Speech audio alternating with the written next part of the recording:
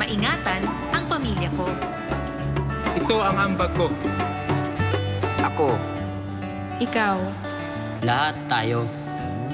Sama-sama nating Mayaangat ang bayan. Basta't sama-sama tayo. Sa pag-ingat buhay. Para sa ating hanap buhay. Mas hugas iwas.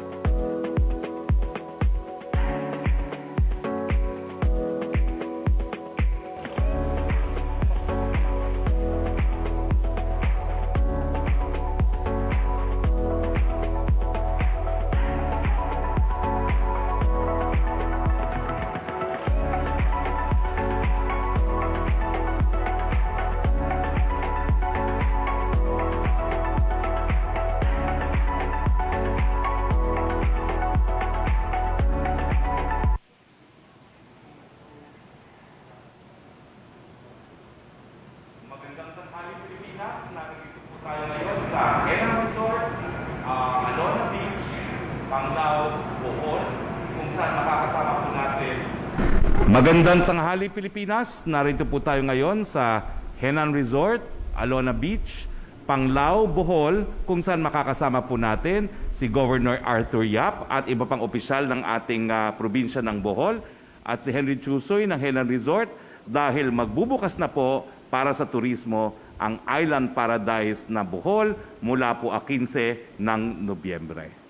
Pero mainit pa pong balita, pinayagan na po ng Presidente ang Department of Foreign Affairs na imbestigahan ang dating Philippine Ambassador to Brazil na si Marichu Mauro.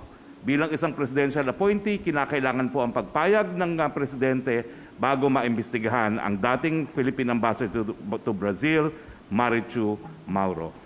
Meron din po tayong mabuting balita habang hindi pa po nare-resolba ng tuluyan ang kontrobersiya sa panig ng PhilHealth at ng Philippine Red Cross. Nagpadala po ng abiso ang Project ARC sa pamamagitan ng kanyang medical director, si Dr. Minguita Padilla, na handa raw po sila na isubject sa PCR testing ang mga bumabalik na OFWs at mga overseas Filipinos natin sa kanilang 11 laboratories with a testing capacity of 3,000 laboratories per day. Sang-ayon po dito, ang sabi po ni Dr. Minguita Padilla, i-devote po nila ang kanilang laboratory sa Philippine Children's Medical Center, sa Jose Rodriguez Memorial Hospital sa Caloocan at JB Lingad Memorial Hospital sa Pampanga para i-test po ng PCR test ang mga bumabalik na OFWs at OFs natin. Similarly po, nagpadala rin po ng abiso ang Philippine Airport Diagnostic Laboratory through Dr. Jaime. Ito po ay isa sa 2 pribadong laboratories na nag-ooperate sa NEA na handa rin po silang magbigay ng PCR test sa mga bumabalik ng OFWs natin sa kaparehong halaga na sinisingil po ng Philippine Red Cross. Meron po silang kapasidad para sa 4,000 daily PCR test sa mga bumabalik na OFWs natin. Ang mensahe po natin, yung mga bumabalik na OFWs, wag po kayong mag-alala, hindi po maaabirya ang inyong PCR tests. Now, siguro po, maikli lang tungkol doon sa nabanggit ng ating mabuting kaibigan na si Senator Richard Gordon. Sa totoo lang po, ang pamilya po ni Senator Gordon na isa sa pinakamalapit na kaibigan ng aking pamilya, hindi naman po tayo naghihimasok sa issue ng PhilHealth at ng Philippine Red Cross. No? Kaya nga lang po, nagsasalita po tayo sa ngalan po ng ating Presidente at importante po talaga kay Presidente Duterte ang testing dahil alam po natin na kabahagi ito, napaka-importante kabahagi ito ng ating strategiya laban po sa COVID-19, ang malawakang COVID-19 testing. No? Bukod pa po rito, ang inyong abang lingkod naman po ay hindi alam naman po natin na tayo po yung kauna-unahang nagsulong ng Universal Healthcare Bill sa mababang kapulungan noong 17th Congress at dahil dito po, meron din naman po tayong interest na siguraduhin na ginagawa ng PhilHealth ang kanyang katungkulan dahil sila po nagpapatupad ng Universal Healthcare at ito pong testing ay isa po sa mandato talaga ng Universal Healthcare. Ito po yung RA 11223 o ang Universal Healthcare. Paglilinaw lang po. Now, sa iba pang mga balita po, may mga balita po tayo, mabuting balita galing sa SSS. Magandang balita po sa mga pensioners ng SSS. Malapit nang matanggap ang pensyon para sa buwan ng Nobyembre. Dahil weekend at special non-working holiday ang 1 ng Nobyembre, matatapos ng Social Security System or SSS ang pagpupondo ng unang batch ng November 2020 pension ngayong araw. I-release ng Development Bank of the Philippines, ang partner na bangko ng SSS, ang pondo hanggang bukas ng tanghali 12 noon sa ibang mga PesoNet participating banks, e-wallets tulad ng Paymaya at sa M. Luwilier. At tulad ng sinabi ko sa nakaraang briefing, ang unang batch ay yung may date of contingency sa unang araw hanggang 15 ng buwan. Ang second batch ay sa kalagitnaan po ng buwan. Okay, tapos meron pa rin po tayong isa pang balita.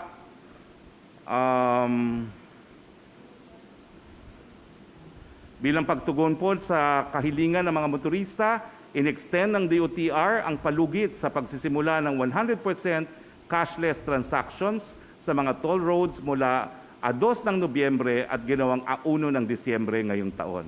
So wag po kayo magpanik. Binigyan po tayo ng mas mahagang panahon para magpakapit niyang RFID. Ito ay upang bigyan ng konsiderasyon ang mga kababayan natin na hindi pa rin nakakapag-install ng RFID sa kanilang mga sasakyan. Paalala ko sa ating mga kababayan, iwasan natin yung nakasanayan na kung kailan ilang araw na lang bago ang deadline, saka tayo dudumog sa mga installation sites. Habang maaga pa po ay magpakabit na tayo ng RFID upang maiwasan ang last minute na transaksyon. Huling hirit na po ang extension nito, no? Simula December 1 ay mahigpit na pong ipatutupad ang full cashless transactions sa ating mga toll roads. COVID update naman po tayo. Ito po ang global update. Ayon po sa Johns Hopkins, higit 44 na milyon or 44,386,621 na po ang tinamaan ng COVID-19 sa buong mundo. Merong 1,172,684 katao naman ang binuwi ng buhay dahil sa coronavirus. Nangunguna rin pa rin po ang Estados Unidos na merong 8.8 million na kaso at 227,663 deaths. Pangalawang India na meron pong pangalawa po ang India, pangatlo pa rin ang Brazil, pang-apat ang Russia at pang-5 po ang France. Dito naman po sa Pilipinas, meron po tayong 38,955 na mga aktibong kaso ng COVID. Ito po ay mula sa kabuong bilang na kaso na 375,180. Ibig sabihin nito ay 10.4% ang porsyento ng aktibong kaso sa kabuuang kaso. Sa mga aktibong kaso naman po, 83% ay mild, 11.1% ay asymptomatic, 3.8% ay critical, 2.2% ay severe. 329,111 ang nai-report na gumaling. Ito po ay 87.7% mula sa kabuuang bilang ng kaso ng COVID-19 sa bansa. Samantalang meron po tayong 7,140 naman ang binuwi ng buhay. Nakikiramay po kami sa inyo. Naka-flash naman po sa ating screen yung ating tinatawag na critical care capacity ng ating mga hospital. No? Ito po ay national basis. 54% po ang available na mga ICU beds. 58% po naman po ang isolation beds. Samantalang 65% po ang available na ward beds. Meron po tayong 78% available na mga ventilators. Dito po nagtatapos ang ating briefing. Marami po tayo ngayong mga panganuhin. No? Pero unahin na po natin yung pinangako natin na bibigyan natin ng pagkakataon ang DOH na magbigay po ng explanation kung paano po ginagawa o binubuo ng whole nation approach, sa pamamagitan ng whole nation approach, yung rekomendasyon pagdating po sa quarantine classification. Ang naging rekomendasyon po na naaprubahan naman po ng Presidente subject to appeal ay ilang mga lugar kasama na ang Metro Manila at ang Batangas ay mananatili po sa GCQ. Kasama rin po natin ang ating ambassador, Mr. Ambassador, His Excellency to the United Kingdom, Antonio Lagdameo, para pag-usapan po ang bakuna na dinidevelop ng Britanya at kung paano masisiguro na magkakaroon po tayo ng access dito sa bakuna na galing sa Britanya. Kasama rin po natin via VMix si Bohol Governor Arthur Yap na naka-quarantine ngayon para pag-usapan ang mga hakbang ng probinsya laban sa COVID-19 at sa muling pagbubukas ng probinsya sa turista. Live naman natin kasama si Henry Chusoy, ang may-ari po ng ating host dito ng Henan Resort, sa isa po sa pinakamalaking hotel chain sa Pilipinas. At naririto rin po live si Attorney Lucas Nunyag, ang aking kapitbahay, Chairman ng Provincial Tourism Council ng Bohol, at si Engineer Allen Varquez, ang Executive Vice President ng Bohol Association of Hotels, Resorts, Restaurants Incorporated. At kasama rin po natin ang local media ng Bohol. Welcome to everyone. So punta muna tayo kay Yusek Lilibeth David. Ma'am, paano ba ho nabuo ang rekomendasyon na ilagay sa GCQ ang ilang lugar sa Pilipinas, kasama na po ang Metro Manila at Batangas? The floor is yours, Yusek Lilibeth David.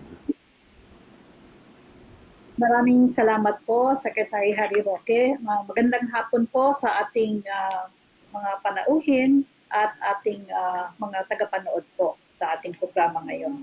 So, ilalahad po namin ang ating Community Quarantine Classification Framework and yung ating pong saglit po namin ipapakita ang risk classification po ng ating mga probinsya, highly urbanized cities, independent component cities for November 1 to 30, 2020. So, uunahin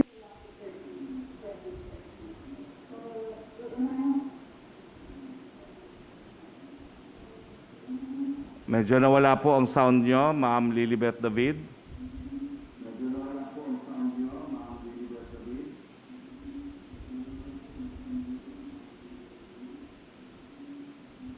Hello?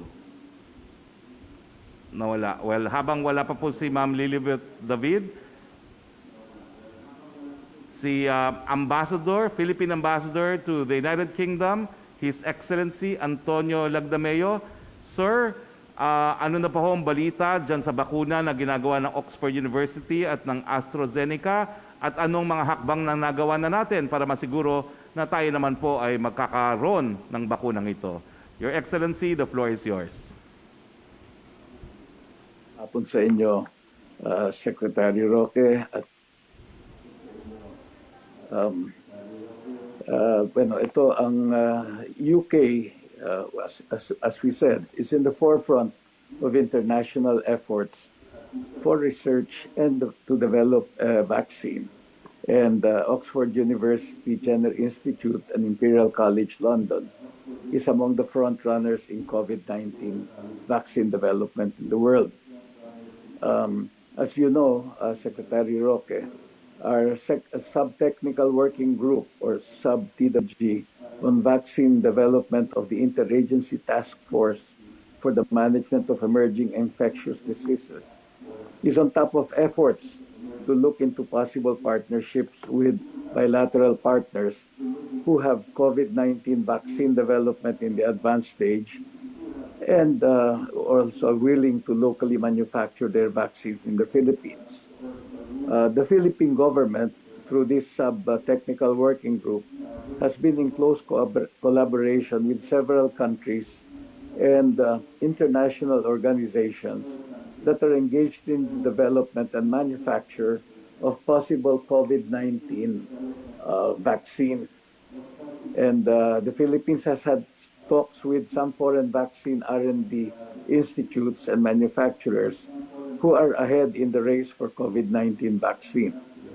The government has also signified its intent to participate in both the World Health Organization Solidarity Trial on vaccines and the GAVI COVAX facility.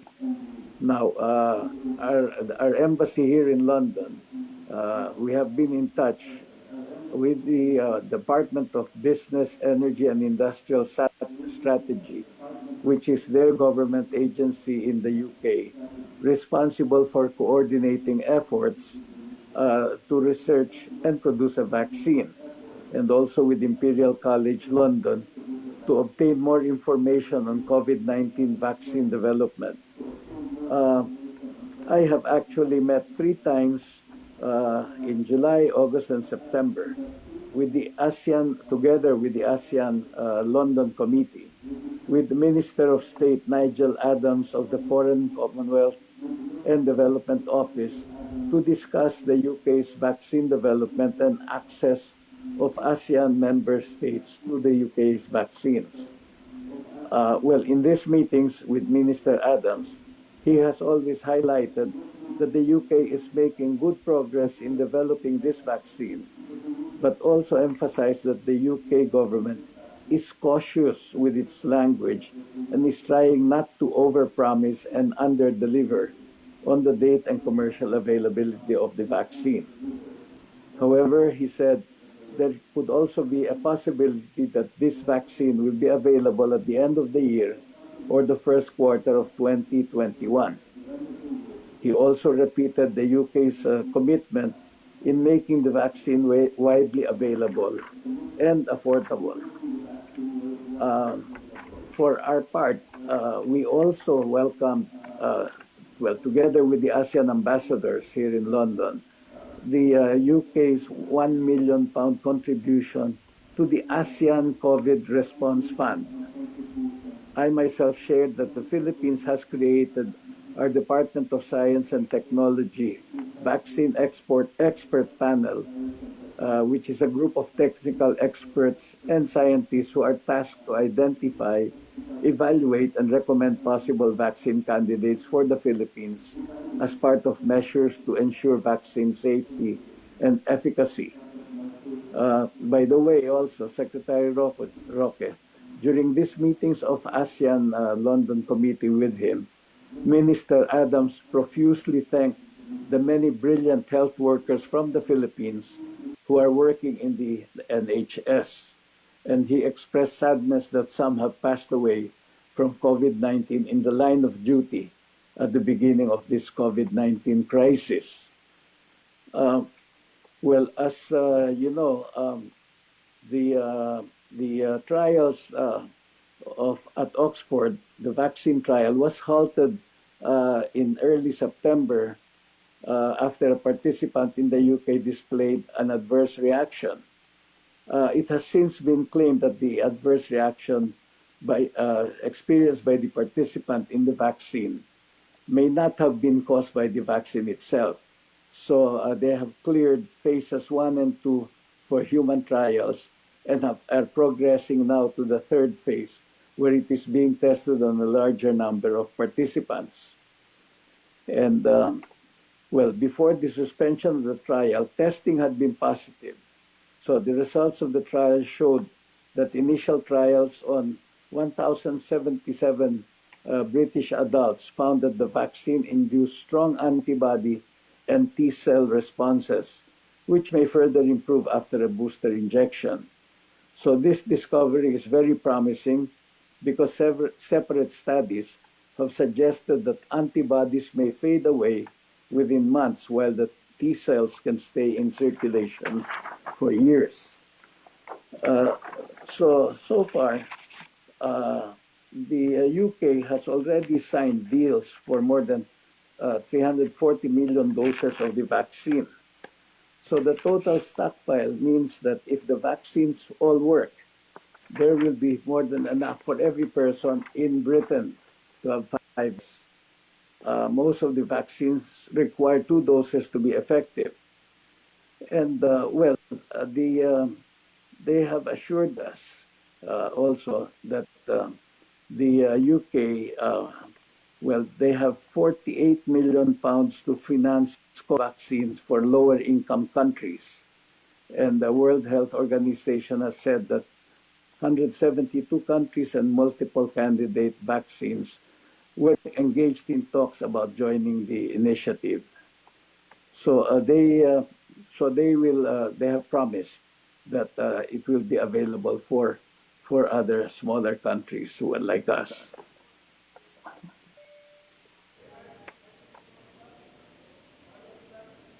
Salamat, Ambassador Lagdabeo. I hope you can join us for our open forum. I'm sure marami pong tanong din ang ating mga kasama sa local media ng Bohol and sa Malacanang Press Corps. Let's try again, Yusek Lilibeth David. Yusek, the floor is yours. Yes, thank you po. Magandang hapon ulit. So ituloy po natin yung ating station. Pakilabas na lang po yung ating station. So sige po, next slide na po tayo. So titignan po natin muna ang ating framework. Paano ho tayo nagla-classify ng risk para sa ating mga lugar sa Pilipinas. So ang basehan ho talaga nito ay sa mga projections na ginawa natin na nakikita ho natin na hindi lang po stricter community quarantine ng ating kasangkapan laban sa COVID-19, kagaya ng ECQ, MECQ o GCQ na nakasanayan na natin. Nakita ho natin sa projections na kung pagandahin ho natin ang health system capacity, which refers from the time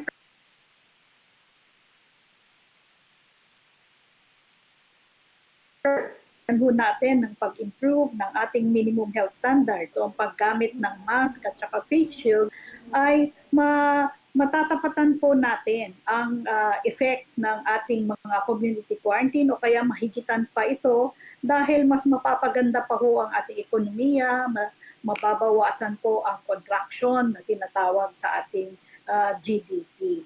So ito po yung basihan ng ating risk classification. Sa susunod na slide po, papakita natin ang ating objectives and key elements ng ating classification framework. So ang ating objective po talaga is to open up the economy safely. Ito gusto natin gawin. We open the economy safely sa mga lugar po na may controlled transmission and adequate preparedness and capacity. At ang pangalawang objective po natin is we allow the predictability and sustained economic activity kasi nahihirapan na ho ang ating mga taong bayan at mga business establishments na papalit-palit ho parate yung ating community quarantine. So mag-hire ho sila, mamaya pag naging stricto ulit yung community quarantine, magbabakasyon ulit yung kanilang mga na-hire. So medyo unstable ho para sa ating ekonomiya. So we want to be more sustainable in our economy. So, para sa ating objective number 1 po, of controlled transmission and adequate preparedness, meron ho tayong 3 elemento. Ang pag-measure ho natin ng transmission rate, ang ginagamit po natin ngayon, ang mas current is yung tinatawag naming ADAR at 2-week growth rate, yung average daily attack rate and 2-week growth rate, na babalangkasin ho namin sa mga susunod na slide mo. Ang pangalawa po sa pagkontrol ng transmission ay bago ho tayo mag-de-escalate, ginagamitan ho natin, sa previous slide ho muna tayo, ginagamitan ho natin ng Ginagamitan ho natin ng gatekeeping indicators. So bago ho natin ibalik sila sa mas mababang community quarantine, hinihingi po natin na naka-establish sila sa kanilang health system ng maayos na capacity para magkaroon ng surveillance, magkaroon ng isolation, mga ganun po na ipapakita rin natin mamaya.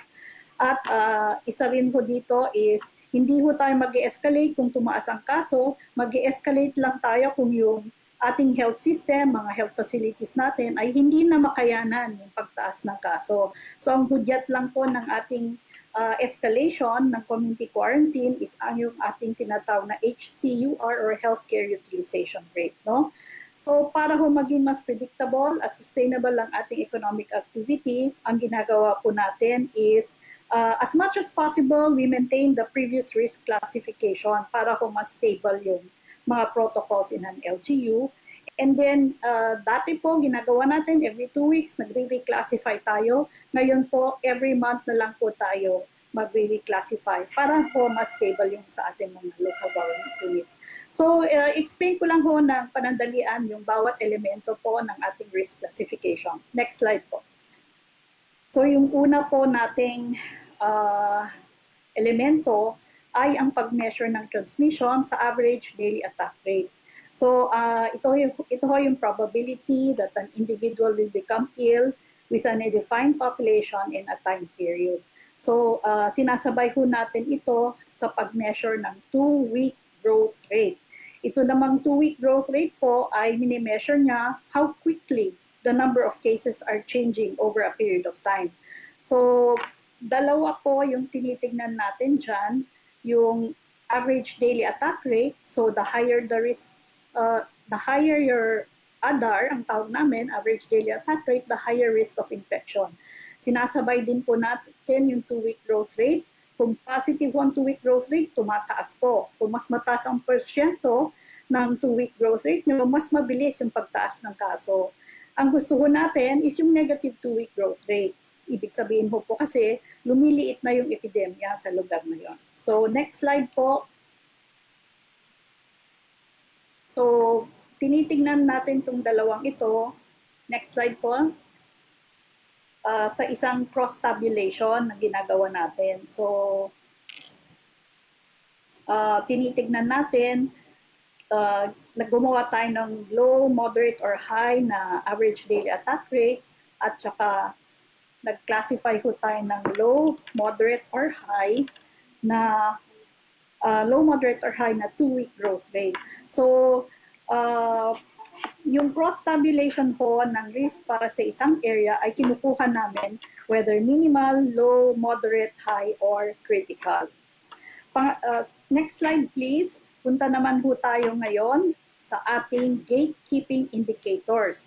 So ito po, bago ho tayo mag-de-escalate ng risk classification sa isang lugar, gusto ho natin handa na siya para tapatan kung sakaling dumami ulit yung kaso.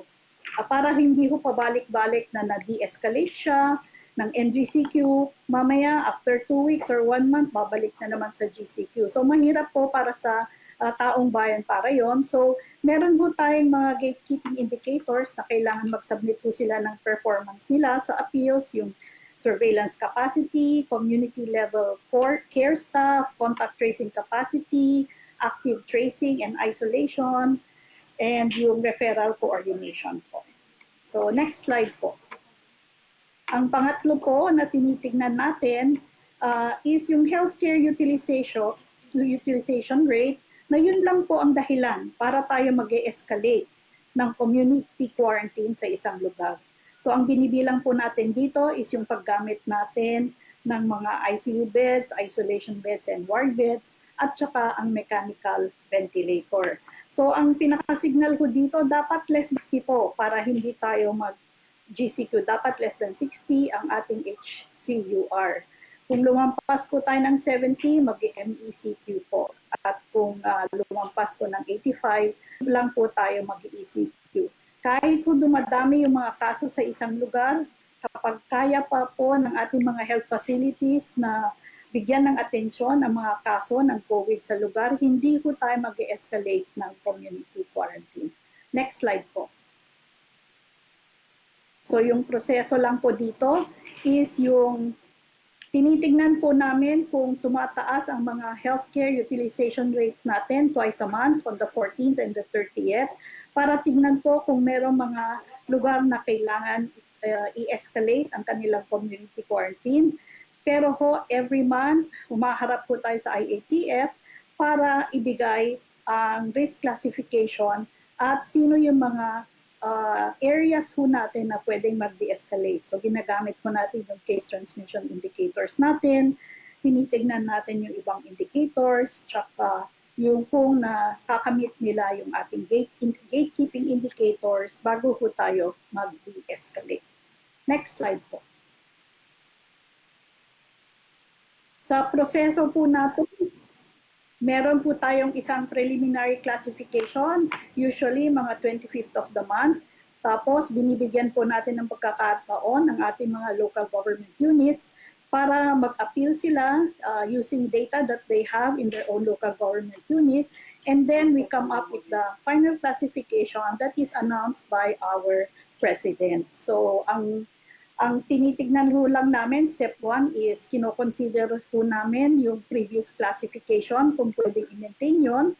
The next step po, step 2, is tinitignan namin yung critical care utilization rate na dapat hindi lumalampas sa 50%. Para ho 60%, sorry, para ibig sabihin mo noon, walang signal po para i-escalate yung community quarantine sa lugar. Ang step 3 po is we get the cross-tabulation of the risk from the average daily attack rate and 2-week growth rate. And then, meron din ho tayong tinitignan ng mga ibang information sa step 4. Ang pinaka-importante ho dito is yung socio-economic risk natin.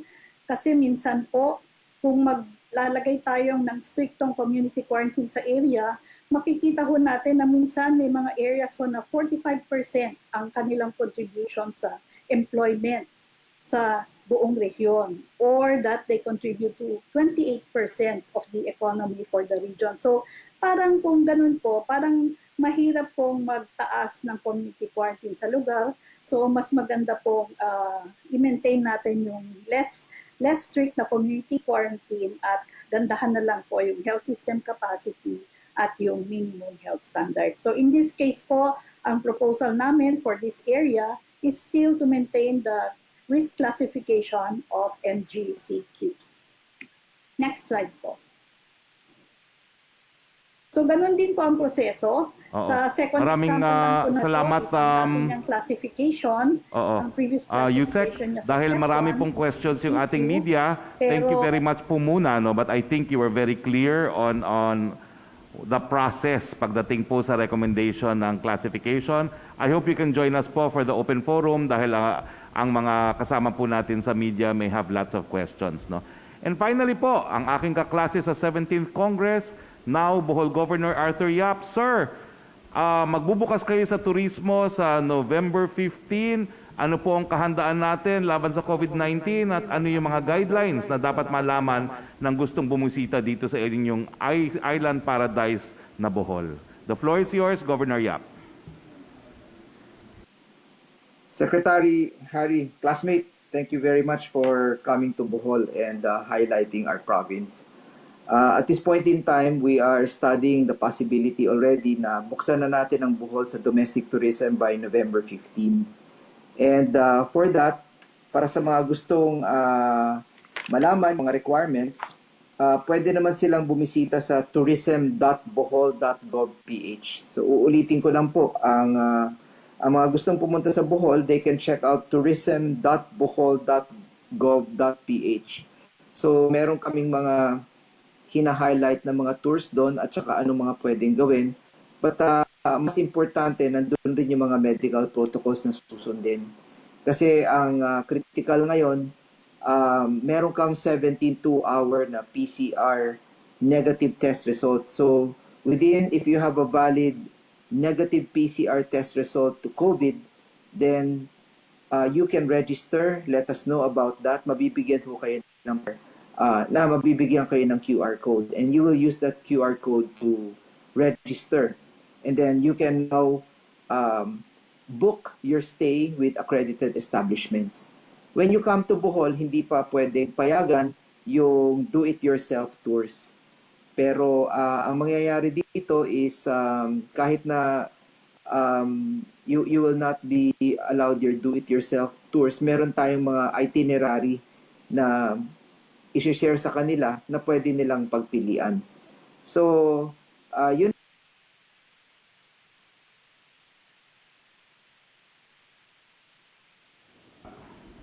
Governor, nawala kayo? Governor, nawala kayo?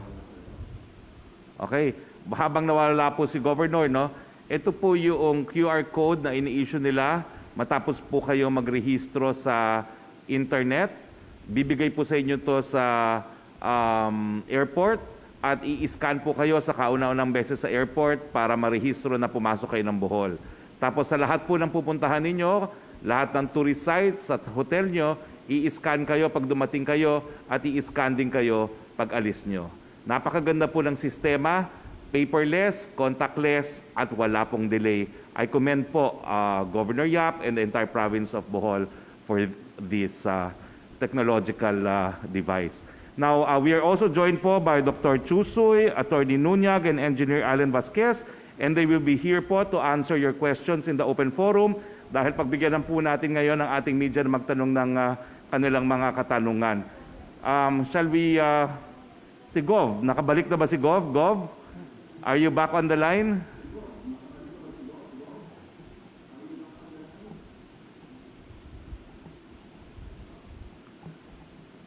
Anyway, makakasama naman po natin si Governor sa open forum. Okay, first question, Yusek Roque, please. Go ahead. Good afternoon, Secretary Roque. Napakaganda po ng video nyo sa Bohol. Ang unang tanong mula kay Eileen Taliping ng Abante, ito po ay follow-up question mula po, para po sa issue na Ambassador Barichu Mauro. Ang tanong po niya ay ano daw pong parusan dapat ipataw sa isang opisyal na katulad niya? Ay, pinaubayan na po natin yan sa Department of Foreign Affairs. Sinigurado naman po ni Secretary Locsin that ipatutupad nila ang karapat-dapat na parusa sa insidenteng ito. So we leave it to the Department of Foreign Affairs. Opo, second question po mula kay Miguel Aguana ng GMA News Desk. In February, the President was quoted as saying President Trump is a good president and he deserves to be re-elected. Does the President still believe the same? Pabayaan na po natin ang mga Amerikano magdesisyon yan dahil sila naman po ang hahalal ng kanilang presidente. Thank you, Secretary. Punta tayo kay Melo Acuña, please. Magandang tanghali po, Secretary. It's a nice place to be in, no, sa Bohol. Secretary, let me ask you, do we have enough funds kung sakaling magkakaroon pa ng natural calamities at mangangailangan yung ating local government units na na-exhaust na yung kanilang 5% ng kanilang pondo? Secretary Harry? Well, we do have enough funds po given that it's already October. We have about 800 million worth of standby funds and family food packs ready for deployment po kapag nagkaroon na naman ng abirya gaya ng susunod na bagyo gaya ni Rolly. At lahat naman po ng mga kinakailangan ng mga mag-evacuate ay naka-preposition po, hindi lang pagkain, pati po yung mga evacuation centers have been pre-identified. Yeah, thank you. For His Excellency Ambassador Antonio Lagdameo, please. Your Excellency, good afternoon from Manila. Good afternoon.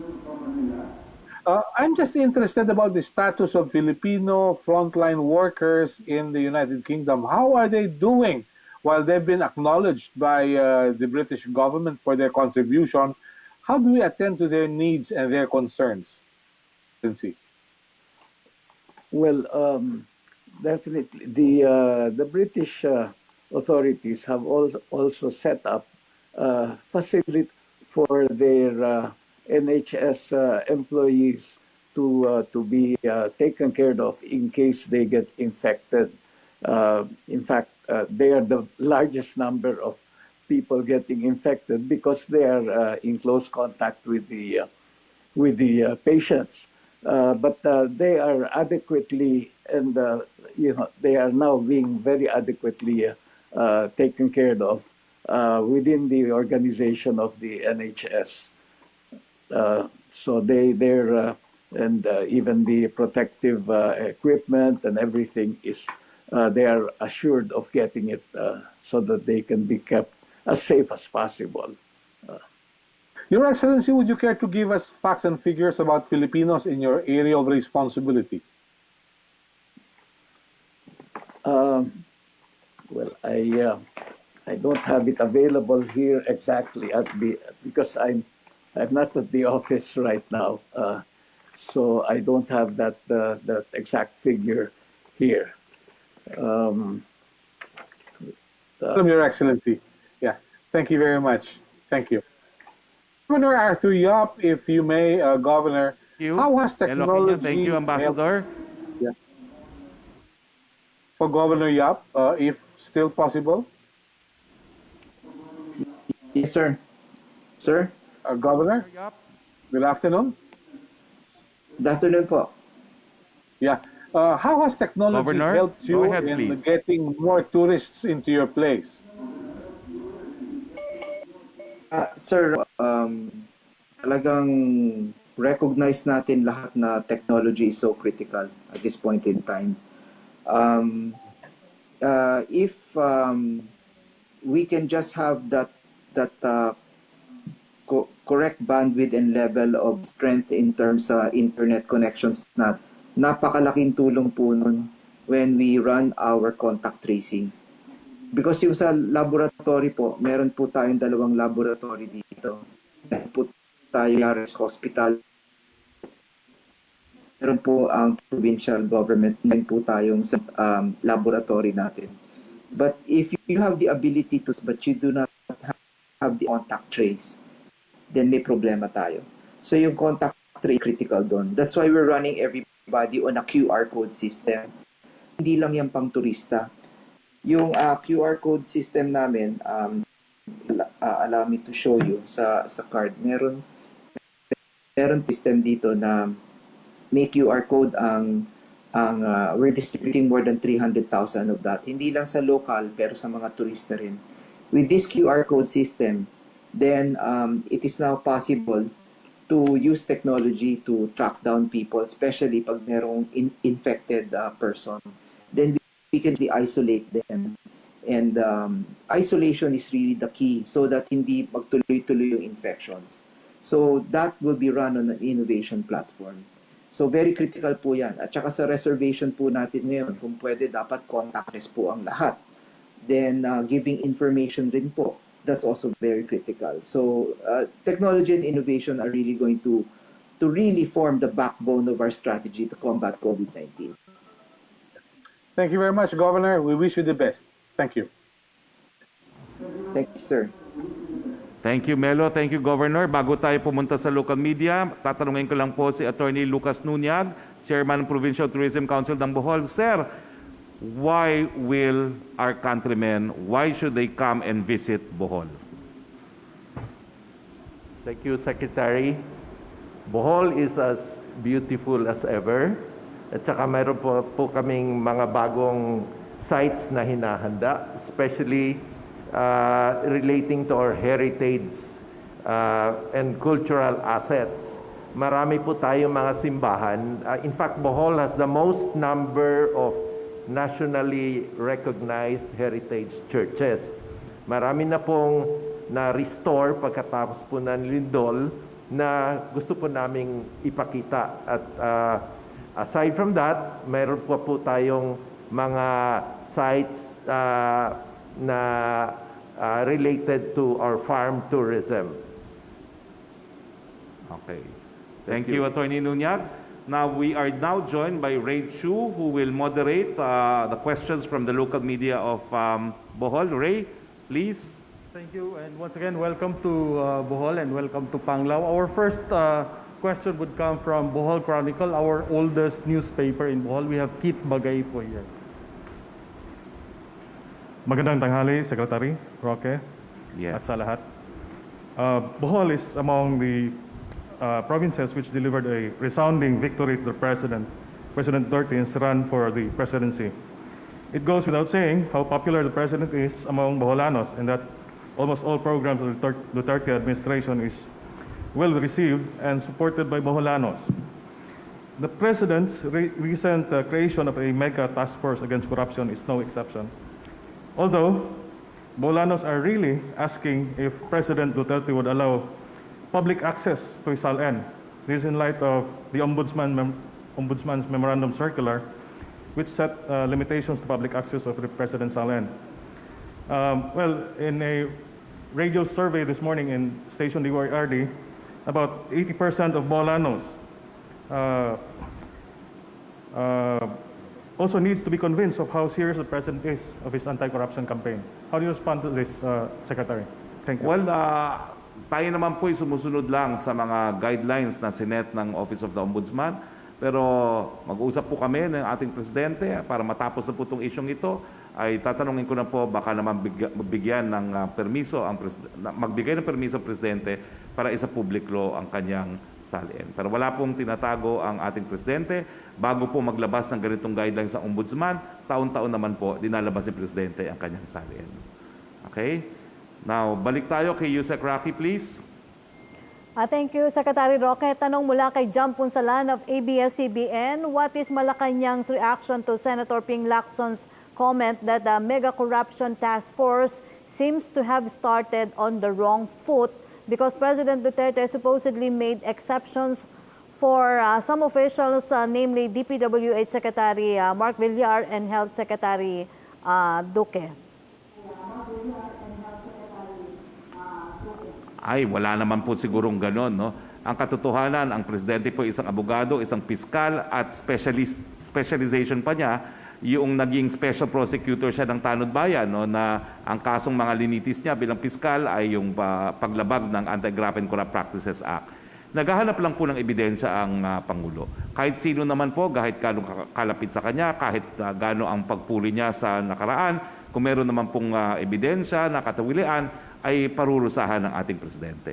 Nakita po natin yan dito sa karanasan ni General Morales ng PhilHealth, bagamat buo ang tiwala ni Presidente kay General Morales nang nagkaroon naman po ng ebidensya ang task force sa PhilHealth at ibang sangay ng gobyerno, hindi naman po naging hadlang ang presidente para imbestigahan at litisin si General Morales. Opo. Second question mula pa rin kay Jam Punsalan. Senator Richard Gordon said yesterday that PhilHealth should pay its remaining 561 million debt within 3 days. Will the government be able to do this? Have authorities talked to Red Cross about what would happen if the deadline is not met?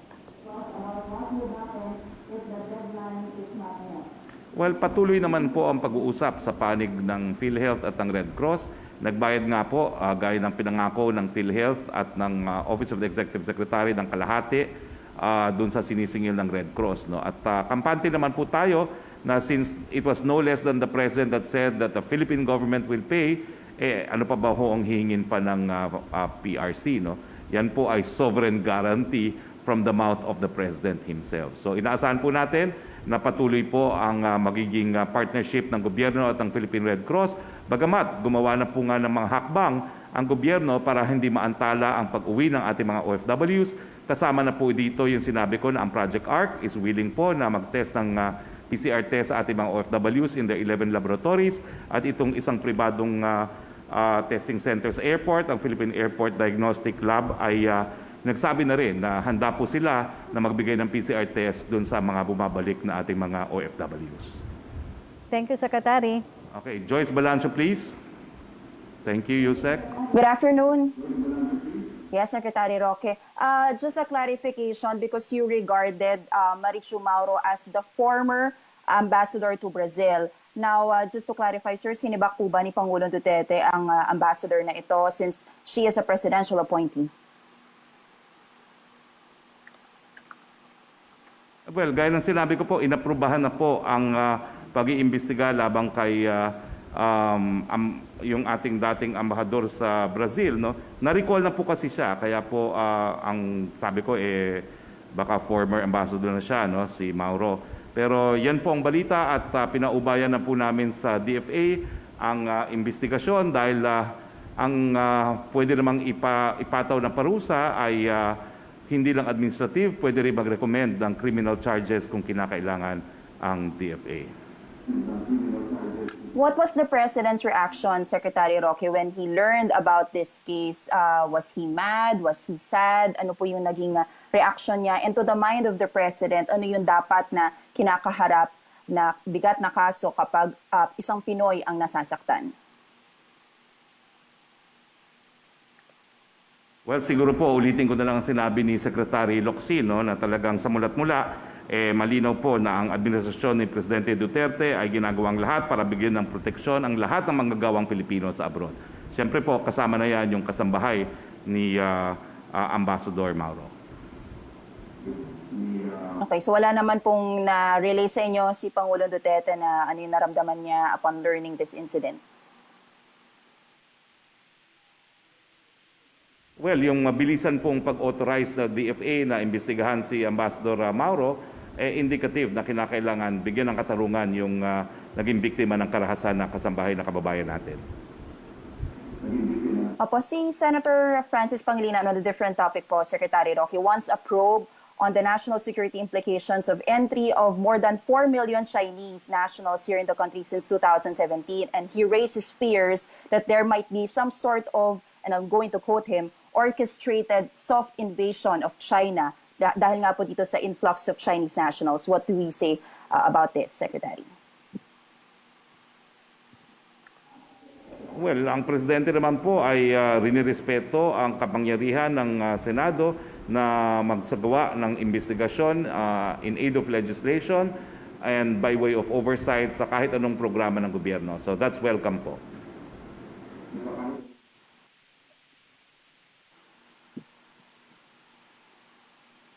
Yes. Again, bago tayo magpatuloy, siguro tatanungin ko naman po ang ating isa pang panauhin, si Engineer Allen Varquez. Engineer, ano naman ho ang kahandaan ng mga hotel, resort, at restaurant owner dito sa Bohol para tumanggap ng bisita from all over the country po? Hi, thank you, sir, Secretary, for the visit. We have actually we are actually a group of resorts, and we actually pushed for this tourism reopening in Bohol. But prior to that, we have prepared guidelines and protocols which we have submitted to to our provincial government, and knowing that we are the ones who prepared this, so while we were preparing, nag-prepare na rin kami actual sa aming mga establishments, which we also practiced. We actually exercised it during the last FITEX last September. It turned out a success, and with that basis, we found ourselves to be prepared na talaga with the reopening. And then, as of this time, we are actually with coordination with our provincial government to come up with the IRR for the new normal, which we will be passing by November 15.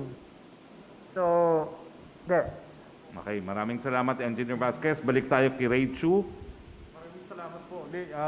Our next question would come from Dave Alvarado of Bohol Tribune.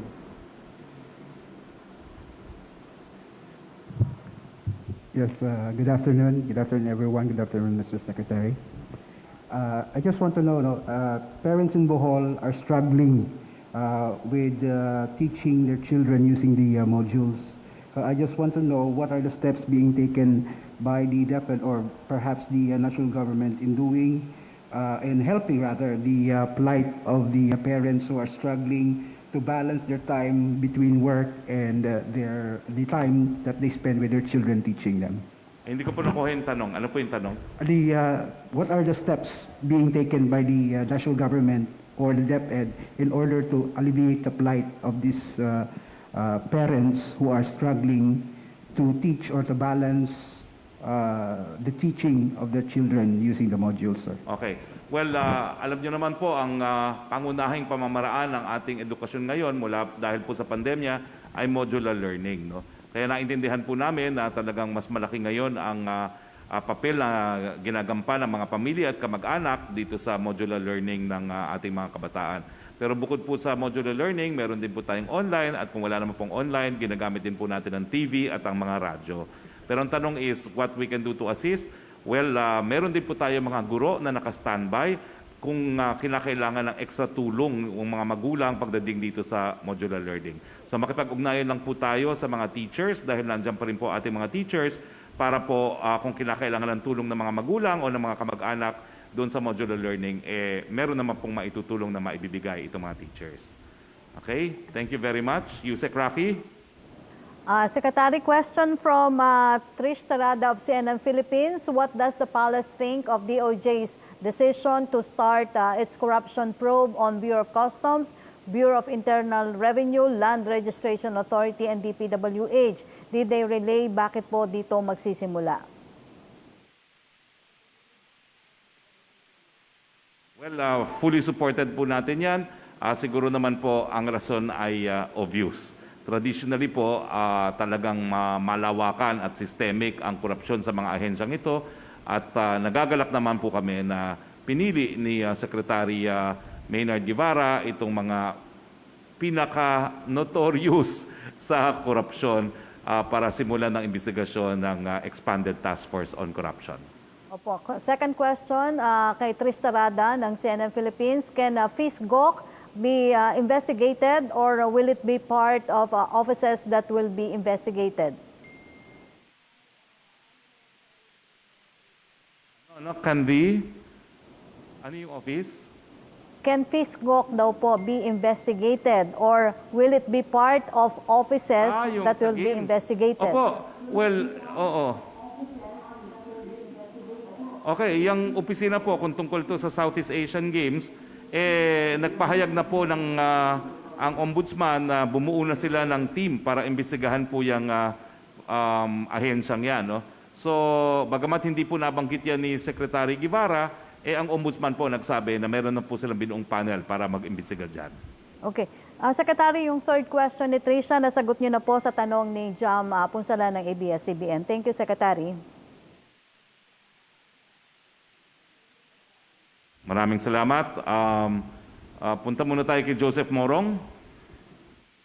Hi sir, good morning. Sir, dagdag ko na ba yung Tourism Secretary sa portfolio mo? Hindi po. Spokes lang po at talaga naman pong iniinganyo ng ating presidente na buhayin ang turismo para magkaroon po ng hanap buhay ang ating mga kababayan at kaya naman ito kung pangangalagaan natin ang ating mga buhay. Okay sir. Sir, kagabi si Presidente nauna nang bumisita sa kanyang mga magulang. This is ahead of yung pagbabawal ng IATF na dun sa pagbisita sa mga puntod ngayong undas. Now, my question is, soundbite first on that, and then second is he still going to announce ba yung final decision doon sa GCQ status ng Metro Manila and some other places? Because when we had the press conference, proposal pa lang yon, appeal ng 28, and the announcement day ng final decision. What is the final decision? And will the President be announcing it or kayo na po? Well, as we announce po, as the President announced, it's subject to appeal. So ang aalamin na lang natin kung yung mga lugar na under GCQ ay meron nag-apila at ang pagkakaalam ko at least 2 provinces and 1 city have said na hindi naman sila mag-aapila. No? So tingin ko kung wala naman pong apila ay i-reiterate na lang natin sa 29 na yun po yung classification. Yung unang tanong mo hindi ko masyado naintindihan, yung pagpunta ni Presidente sa puntod ng kanyang mga magulang. Well, yan naman po ay alinsunod doon sa desisyon ng IATF na magsasarado ang mga semeteryo, mga kolumbaryo mula 29 hanggang 4 ng Nobyembre at nagpunta naman po ang Presidente bago magsara ang semeteryo sa Davao. Sir, sabi niyo 29 na sir ngayon, yung announcement, final decision.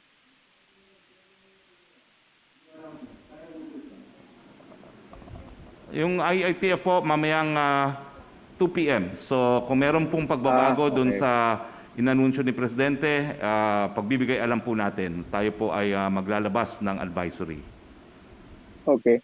Sir, meron po na monitor na I think interview nyo with one of the radio stations and then you said that this is with regard to the price cap of the testing, no? And then you said that the TWG has already finished its recommendation and it's up to the President to sign an order to impose a price ceiling on the testing cost. No? The first question, sir, is what is the proposal of the TWG? I know you're going to say that there are other available testing facilities, but focusing on the TWG recommendation, what is the recommendation? What is the price cap that they are suggesting to the President? And is it important to put a price cap to COVID testing? Well, dahil nga po ito ay decision ng Presidente, I cannot preempt the decision of the President. But what I can assure you is, natapos na po yung responsibilidad ng TWG ng DOH, tapos na rin po ang paperwork sa Office of the Executive Secretary, at ngayon po ay nag-aantay na lang ng pirma ng ating Presidente. So, it's safe to say, sir, that we will impose a price cap.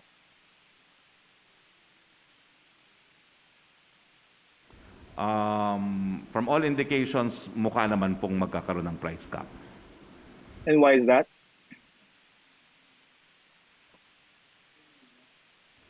And why is that? Antayin lang po muna natin ang desisyon ng Presidente. Why is that? Kasi po, yung iba naman, napakataas talaga ng sinisingil. No? Alam naman natin na po pwedeng mas mura yung testing na yan dahil sa Project ARC nga, as low as 1.5, kaya nilang magbigay ng testing up to 2,000. No? So, yan lang po para maging mas affordable lang testing sa ating mga kababayan.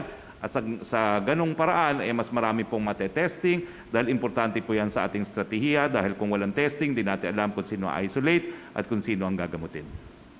Yes, sir. Last na lang, sir. What is the inclination of the IATF and the government till year-end? Kasi you're opening up na yung mga tourist spots. In terms of community quarantine, do you think it will be safe for the government to just stay in GCQ, at least in those areas na malaki yung economic activity? Well, ang decision po ay para sa Nobyembre pa lamang dahil we don't want to rule out a change in classification for December. Nakadepende po yan dun sa mga factors na diniscuss ni Yusek Lilibet David. Ang pinaka-importante po yung daily attack rate at saka yung 2-week growth rate at saka yung clinical care, yung utilization rate. So, antabayanan po natin kung ano maging desisyon para sa Disyembre. Alright, sir. Thank you for your time. Enjoy po dyan. Thank you very much, Joseph. Ray Chu? Yes, sir. Our next question would come from a guy wearing two hats today. Bohol News Today and Bohol Balita Daily News. This is Rick Obidencio, sir. Yes, Rick. Good afternoon po sa lahat. Welcome, sir. Good afternoon, Attorney Lucas and Barkis and Sir Henry. My question is that Bohol people are facing restrictions. One of these is the curfew hours. Recently, the provincial capital, provincial government, the governor, the Sangguniang Panalawigan, have given the leeway to the local government units, municipalities and barangays, to craft their own ordinance and implement that on different hours.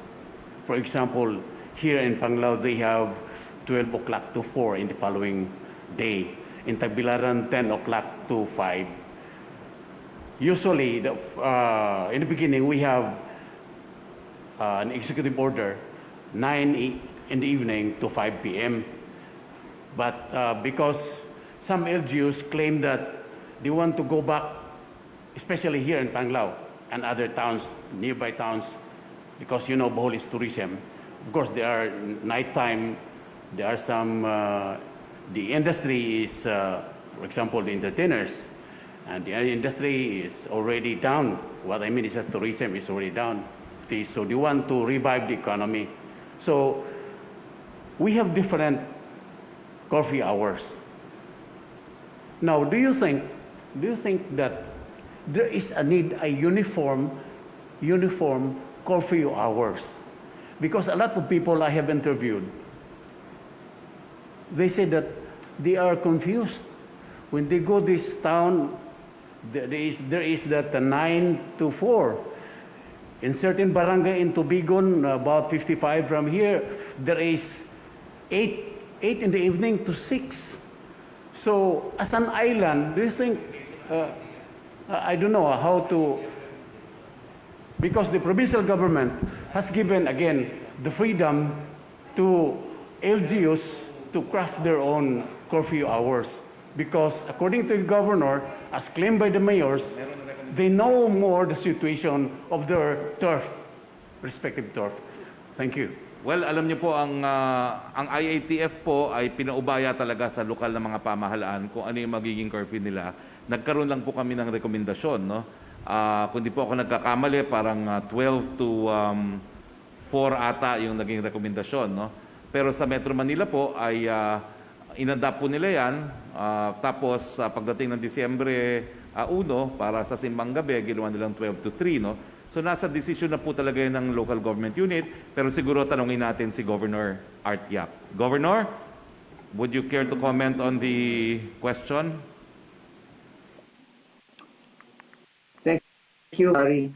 Originally, nasa 9 to 5 kami, but we've already amended that in the Sangguniang Panlalawigan, giving the mayors the authority and the call since they have the discretion over their areas. When the mayor fails to provide a special curfew or hours in his area, then mag-kick in as a yung sa amin, 9 to 5 yung sa provincial government. But we feel the 9 to 5 is already the restrictive one. So if they don't want to follow the 9 to 5, binibigyan na natin yung mga mayors ng discretion because mas alam nila yung sitwasyon sa area nila. So pwede nang i-adjust yun kung gusto nila gawing 10 to 4 or 11 to 4 and 5. It's up to them. So yung sa provincial government na 9 to 5, default na yun, Mr. Secretary. Default lang po yun.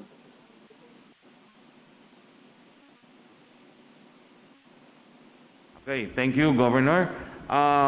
And before we continue, siguro question kay Henry Chusoy. Sir, thank you very much for your hospitality. He is the owner of the Henan Resorts Group of Company. Sir, ang tanong ko po, ilan na empleyado ninyo bago magpandemya? Ilan pong empleyado nyo ngayon dito sa Henan, Bohol? At ano pong gusto nyong hingin sa pamahalaan para makatulong sa pagbangon na makabangon ang turismo? Pakipindot. We have 2 resorts here, and we should be employing almost 1,200 employees. But because of this pandemic, today we are only employing 60. No? So, kawawa naman mga tao natin. So my suggestion ko is, this is more of an education to the Boholanos and to our employees, how we will not be infected with this coronavirus. Because kung masyadong it has been tested in Boracay and may PCR test, walang pumupunta. We have only 30 to 50 arrivals from Manila. No? In Iloilo, almost zero na because they require also Iloilo PCR test. And wala pa yung plane ticket sa Iloilo. So this PCR test is very few people is willing. First you have to pay 4,000 to 5,000, and then the inconvenience, the hassle of going to the hospital, of going to the whatever, or what clinic. So if this, ang ano ko lang, suggestion, like for example Cebu, which is MGCQ, dapat ano na siya, wala nang restriction. Because MGCQ to MGCQ is just the same. So there should be no more restriction for more people to come. And more people to come, meaning more employees we can employ. So kung walang turista, how can we pabalik natin? Paano pabalik ang empleyado natin? Kawawa na sila. They're very poor already. No? Yun lang ma-suggest ko sa provincial government. Okay. Maraming salamat, Mr. Henry Chusoy. Sa ngayon po, nagkakaroon po ng pilot study ang IATF sa paggamit ng antigen test. It is cheaper and the results are out by 10 to 15. It is being pilot tested po ngayon in Baguio. Perhaps antayin po natin ang resulta ng pilot testing. We go back again to you, Sec. Roque. Yes, ang Secretary mula kay MJ Blanca Flor of Daily Tribune. Question on COVID testing. The Department of Tourism is appealing for a price cap on RT-PCR and antigen tests to enhance tourism revival. When will the palace issue the executive order for this? Bakit po natatagalan ang pagre-release ng price ceiling for COVID tests? Well, as I said po, no, that's for the final decision of the President already. Antayin na lang po natin. Mula pa rin po kay MJ Blanca Flor, questions on vaccines. There are circulating text messages which claim that COVID-19 vaccines are being sold in Philippines for 50,000 per shot. Ano po ang paalala ng ating pamahalaan sa publiko? Bawal po yan. Meron pong pinapataw na parusa sa kahit sino magbebenta ng gamot o bakuna na hindi po aprobado ng FDA. Meron pong kulong yan. Itigil niyo po yan. Huling tanong ni MJ Blanca Flor, Senator Ontiveros filed a resolution urging the Executive Department to support the campaign which seeks to suspend provisions under the trade-related aspects of intellectual property rights. She said the move will ensure universal access to affordable and safe COVID-19 vaccines. Will the palace heed her call?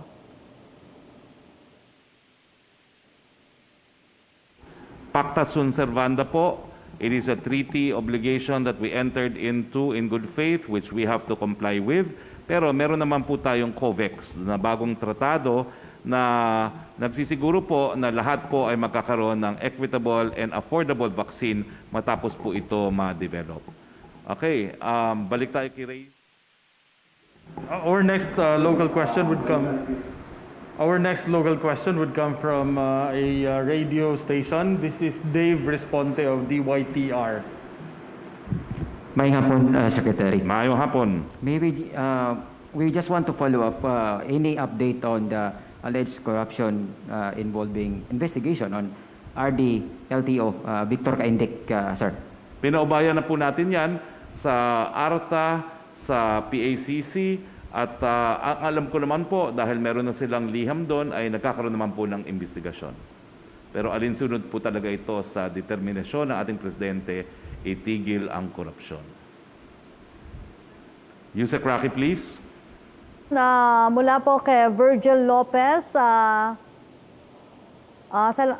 Senator Lacson has questioned the decision of the Department of Budget and Management to tag the funds for congressional initiatives in the 2020 national budget as for a later release. He said even crucial projects in pursuit of the executive branch agenda had been left hanging due to the DBM's policy. Any comment on this? Well, yung FLR po, naging necessary naman po yan dahil siyempre kinakailangan muna natin gastusan yung pinaka-importanting mga bagay na related po sa COVID-19. So yan naman po ang assurance natin for later release, yung mga infrastructure, dahil unahin muna natin ang COVID-19 expenses. Mula pa rin kay Virgil Lopez, the Senate has released the summary of the Statement of Assets, Liabilities, and Net Worth of the Senators for 2019. Will Malacanang do the same in the case of President Duterte's SALM for 2018 and 2019? Well, gaya ng sinabi ko po, no? Tatanungin po natin yan sa Presidente at kasi ang kanyang posisyon bilang isang abogado, sundin naman ang guidelines ng Ombudsman. Thank you, Secretary. Ambassador, may I call on Ambassador Antonio Lagdameo kasi meron siyang figure na isasagot doon sa tanong ni Melo Acuña kanina. Ambassador, the floor is yours again.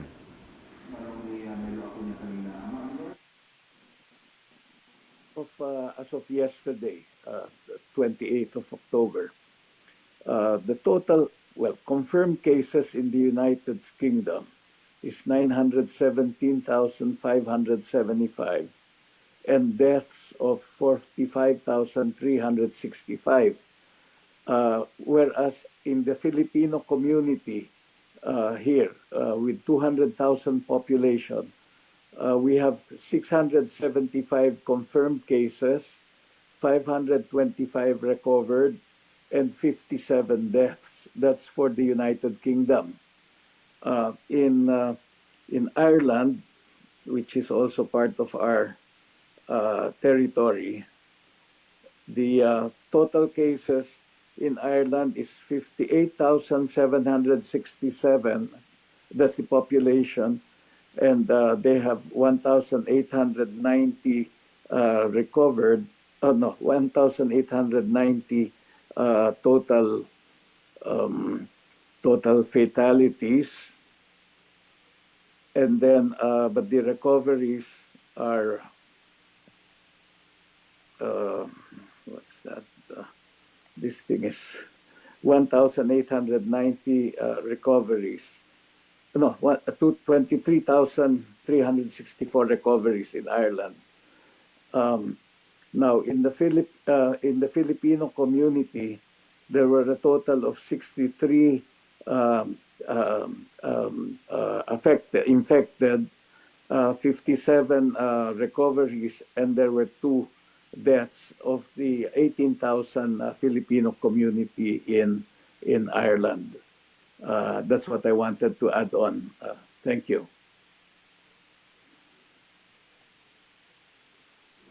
Thank you, Ambassador. Para lang sa kaalaman ng ating mga kababayan, si Ambassador Lagdameo has joined us via vMix from London, England. 6 hours difference po. Ibig sabihin, he woke up very early in London, siguro alas 5 to be able to join us. We appreciate this very much, Ambassador. Ang tanong ko lang po, bakit po mas gwapo at mukhang mas bata kayo kaysa kay Anton Lagdameo? Thank you.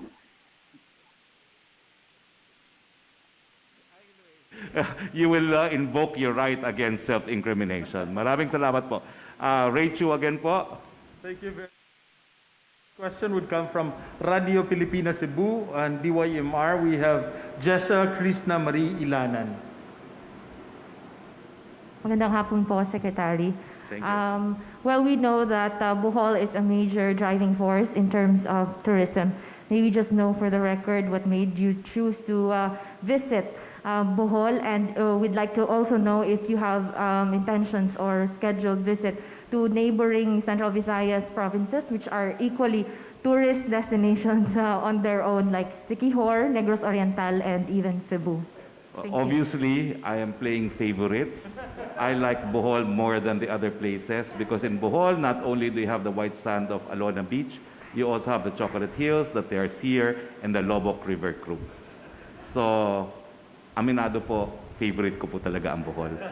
Pero wag po kayo mag-alala sa mga ibang lugar na nagbukas na sa turismo. Dadalhin po natin ang press briefing dyan dahil naniniwala po kami doon sa panawagan ng Presidente. Ingatan po ang buhay para tayo lahat ay magkaroon ng hanap buhay. Yes, Yusek Roque? Opo, Secretary, dalawang huling tanong na lang po mula kay Joe Montemayor. Your comment, please, on the September SWS survey that showed that 39% of Filipinos believe that there are probably more COVID-19 cases and that 31% said there is probably less COVID-19 cases than what is reported by government. Wala, hindi ko pa po nakikita ang SWS survey. So, paumanhin po, I would rather see the survey first before commenting. Opo, last question naman po mula kay Trish Tarada ng CNN Philippines. Kailan po ang next address ni Pangulong Duterte and IATF meeting? Meron po ba sa Monday, November 2 special holiday? Ang alam ko po, it will be on a Friday, not on a Monday. But that has to be confirmed. TBD po ang annotation dyan, no? TBD. Pero, teka po, just to be safe po, no? Let me check po, no? Anyway, I will check po, pero ang nakita ko po is a Friday, not a Monday, no? So, but let me check on that po, ha? Hindi ko po mabuksan ngayon ang aking kalendaryo as we conduct. Okay, wala na pong mga tanong. Maraming salamat, Pilipinas, for joining our press briefing today. Maraming salamat, Governor Yap, for hosting us in this beautiful province of Bohol. Maraming salamat po sa ating mga kasama sa Malacanang Press Corps. Maraming salamat kay Yusek Roque. Maraming salamat, Yusek David, for joining us. Thank you very much, Your Excellency, Ambassador Lagdameo. And thank you very much, of course, to our other guests, si Attorney and Engineer Nunag, my neighbor in Quezon City, Attorney Lucas Nuñag, Engineer Alan Vasquez, and of course, we will not be here. We will be homeless and starving without Henry Chusoy of Henan Group of Resorts. Maraming salamat po, Philippines, and siyempre po, kung wala ang PDB4, hindi nyo kami mapapanood, at maraming salamat sa napakagandang video na ginawa po ng PTV4. Sa ngalan po ng ating Presidente, Rodrigo Roa Duterte, ito po yung spokes nagsasabi, pero na po, bumisita tayo sa napakagandang isla ng Bohol. Good afternoon to all of you. Pakinggan mo, bunso ng malaman.